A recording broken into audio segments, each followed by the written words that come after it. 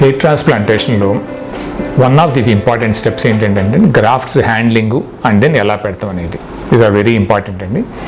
Of course hair transplantation చెప్పే ముందు just ఒక బ్రీఫ్గా ఏంటంటే వెనకాల నుంచి తీస్తాం ఓన్ హెయిర్స్ మనదే తీసి ముందు పెడతాం. That is basically hair transplantation.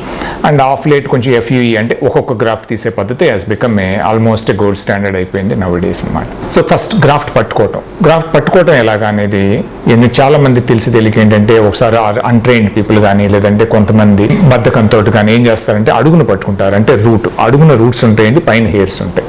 ఆ రూట్ల దగ్గర ఎప్పుడు పట్టుకోకూడదు అనమాట. రూట్ల దగ్గర పట్టుకుని పెట్టినప్పుడు ఏమో